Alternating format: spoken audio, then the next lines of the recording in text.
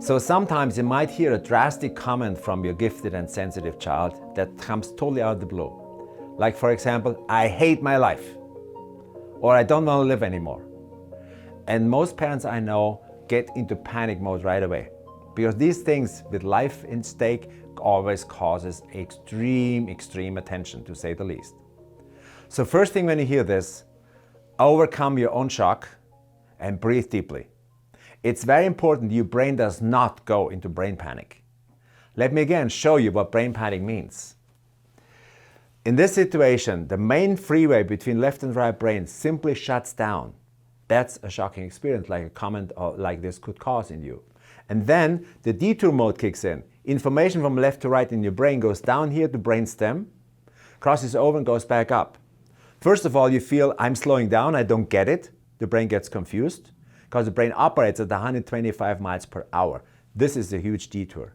Second, down here is fight, flight, or freeze reflex. Every message going through here is paired with fear, automatically, subconsciously. Understanding that helps you to stay out of it as much as you can in these situations. Take a deep breath. And then don't ask why. Very important. Don't understand to analyze or understand or make sense of it. There's a panic reaction from your child coming with this one sentence. It deserves attention, but in a positive way. So you might go for a walk together and just connect. You might do an exercise together and just connect. The important thing is do it together. Don't tell your child what to do in this situation. Very, very important. And then number 3, praise him or her for the vulnerability, for the depth and the trust to even open that with you. It takes a lot to say a sentence like that. There's a lot of development behind it, for sure. And if you get acknowledgement for that, you get a flow going, and it's very gentle, can be very careful in the beginning. Take pauses, let it sink in. And then ask more questions and just listen without any comment or any advice. And then ask yourself deeper into the reality, into the soul of your child, so to speak, for the circumstances. What makes you think that way?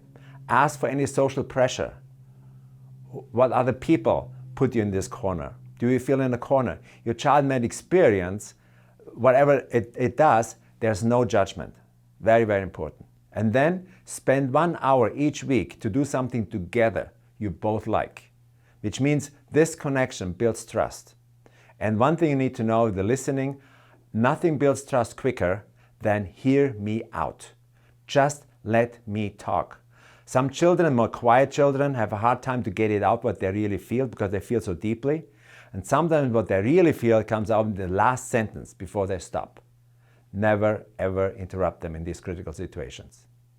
And one exercise I want to show you to do when you are in these situations and get all upset, it's called the hookup. You cross your legs, cross your arms, interlace your fingers, and turn them inside out. And then just hold them in front of your chest, drop your shoulders, and breathe. It forces your brain to balance differently because you stand on the wrong leg, so to speak. If you are courageous, then go a little bit up front and a little bit in the back. But don't fall over. It trains a sensitivity for your own body. That calms you down and prepares you for deeper conversations.